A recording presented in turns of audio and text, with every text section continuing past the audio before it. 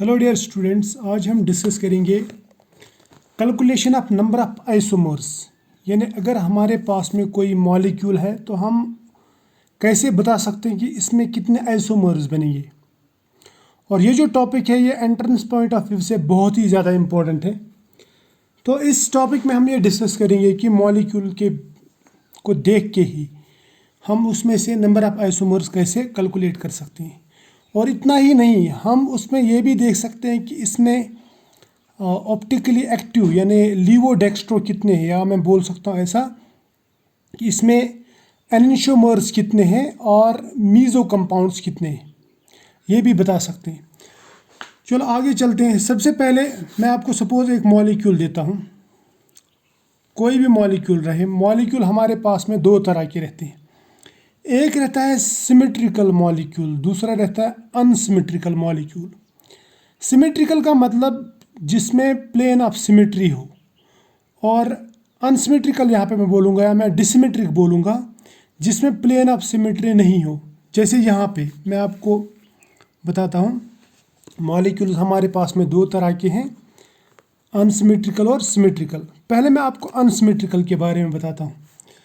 देखो, मान लो हमारे पास में एक मॉलिक्यूल है और उसमें n number of chiral centres यानी n number of chiral carbons, समझ में आया ना। और वो मॉलिक्यूल अनसिमेट्रिकल है।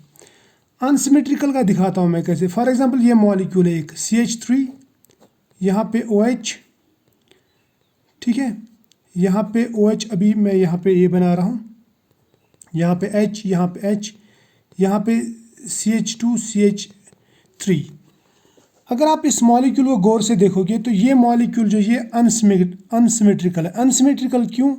क्योंकि अगर आप इसमें से प्लेन ऑफ सिमेट्री पास करोगे तो आप इसको दो इक्वल हाउस में यानी दो इक्वल हाउस में इसको आप डिवाइड नहीं कर सकते। क्लियर? क्योंकि एक तरफ से यहाँ पे CH3 है, दूसरी तरफ से C2H5 है। ठीक है, अगर यहाँ पे भी CH3 रहता तब मैं इसको बोल सकता था कि ये सिमेट्रिकल है, लेकिन अभी ये अनसिमेट्रिकल है। समझ में आया? अब अगर ऐसे मॉलिक्यूल आपके पास में रहे, ये अनसिमेट्रिकल मॉलिक्यूल है, इसमें ये जो सेंटर है, ये दो सेंटर, इनको मैं बोल सकता हूँ कायरल सेंटर, क्योंकि इन दोनों कार्बन्स पे 4 डिफरेंट ग्रुप्स लगे हुए हैं। समझ में आया? तो इसमें कायरल सेंटर्स हैं, और ये कायरल सेंटर्स हैं सपोज n का मतलब ये कुछ भी हो सकता है, 2 3 4। जैसे यहाँ पे कितने कायरल सेंटर हैं? यहाँ पे 2 है, सो मैं लिखूँगा n = 2।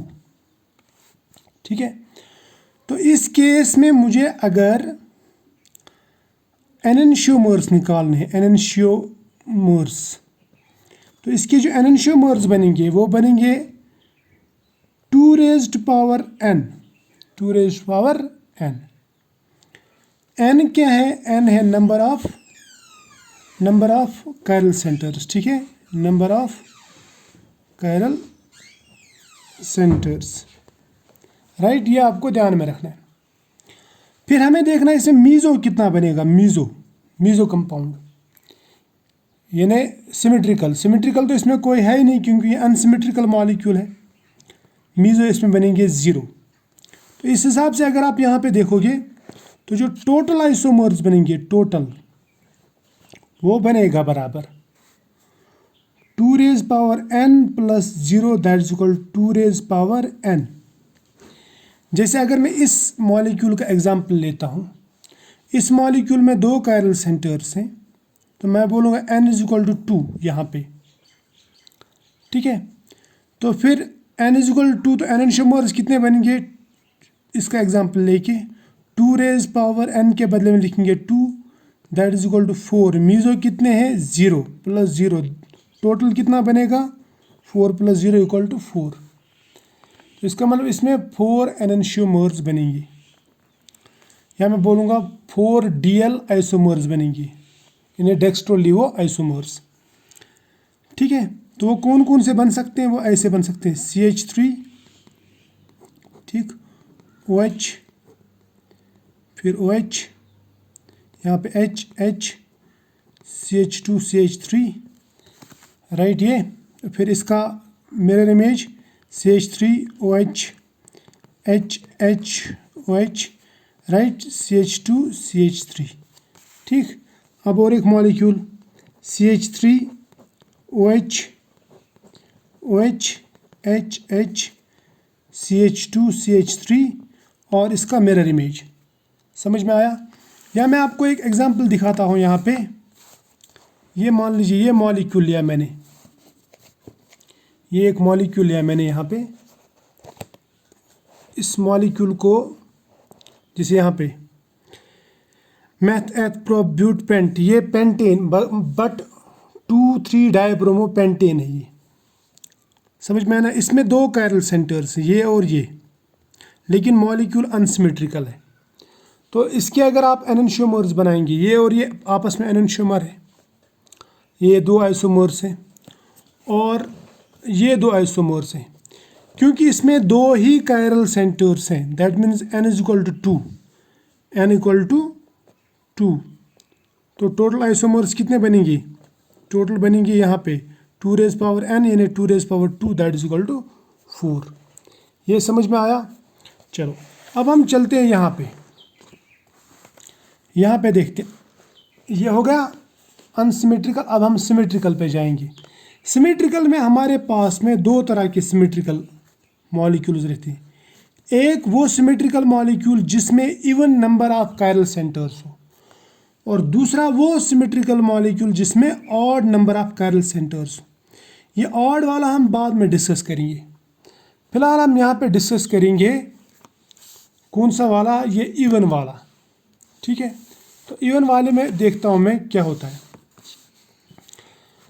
मान लीजिए हमारे पास में एक मॉलिक्यूल है, वो मॉलिक्यूल सिमेट्रिकल है और उसमें even number of chiral centres है।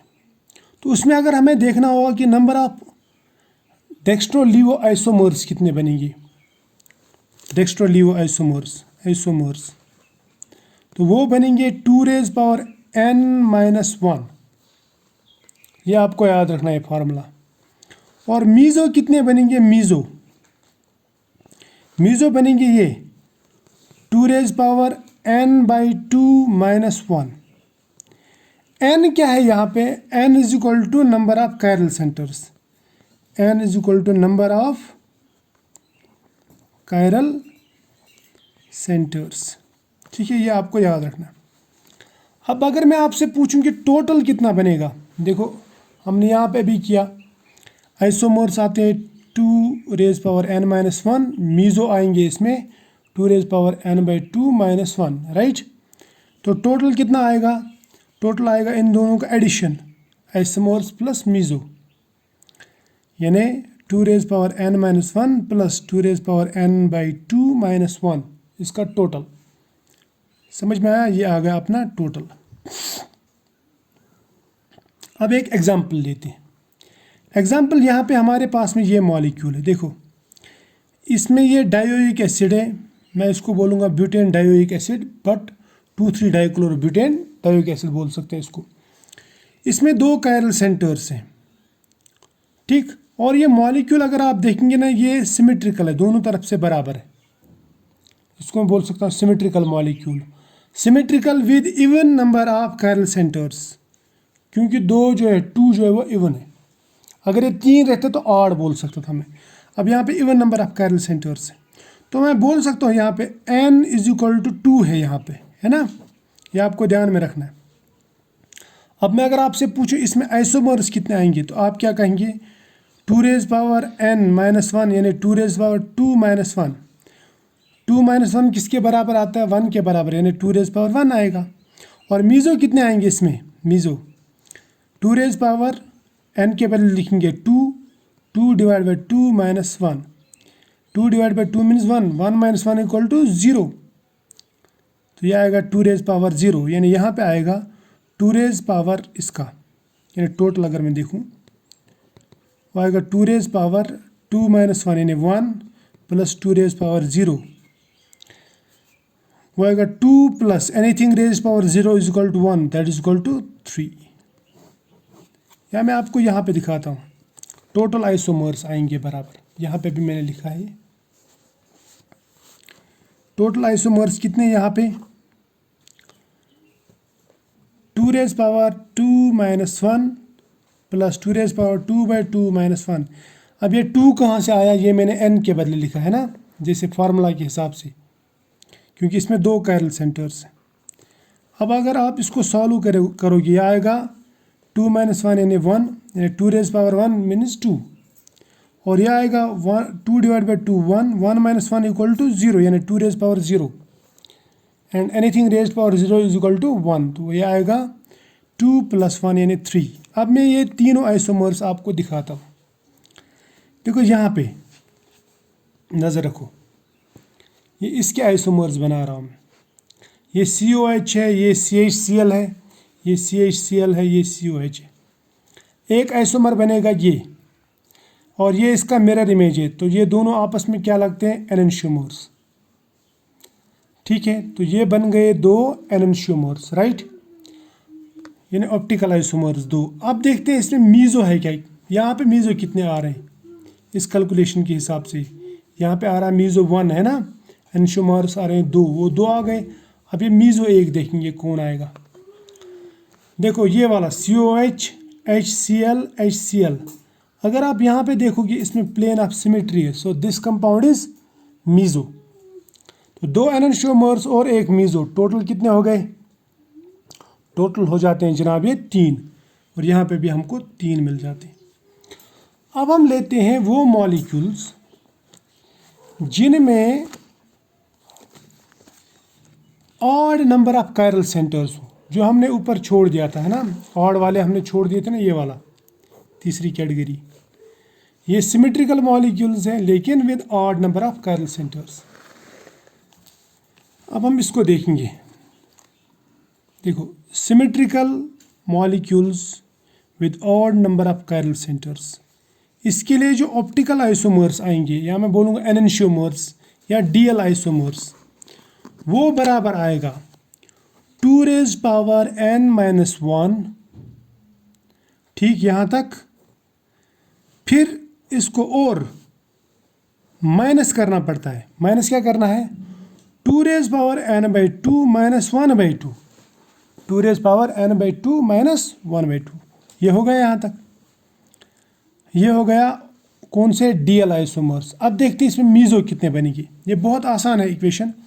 मीज़ो इसमें बनते हैं 2 raise power n by 2 minus 1 by 2, यानी इसके बराबर। अब मैं अगर आपसे पूछूं टोटल कितने बनेंगे, टोटल मतलब आपको ये ऑप्टिकल और मीज़ो मिक्स करने, मतलब जमा करने हैं, ऐड करना है इनको, तो टोटल आएगा बराबर 2 रेज पावर n माइनस 1, ठीक यहाँ तक,